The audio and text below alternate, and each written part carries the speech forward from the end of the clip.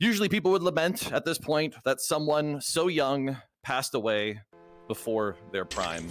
But I think we'd all agree that does not apply to Filian. She would have never achieved her prime even if she lived to be 100. Let's be honest. You know, funnily enough, it did feel as if a part of her still lingered even after her passing. True to her notoriously chaotic character that we all grew to know and love, Filian's playful scuff continued to grace us for a time. For starters, there was a lot of confusion. Don't forget her smell. Oh yeah, that's true. That's true. That's true. It's really rancid. I was really hoping the service would put something together for that, but it is what it is. So for starters, there was a lot of confusion while preparing this funeral. The funeral service insisted that she was to be cremated, but we had to explain to them that she's a masochist and was referring to wanting to experience that while she was still alive. It was a bit confusing. The funeral itself was also a challenge to arrange. It proved exceedingly difficult to source a shoebox small enough to bury her in.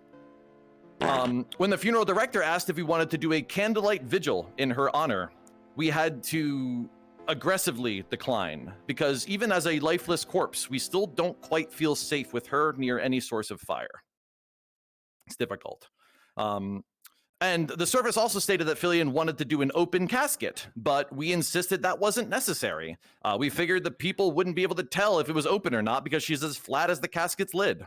Chat, I'll show you guys how it's done, okay? But promise you won't tell anyone, okay? You ready?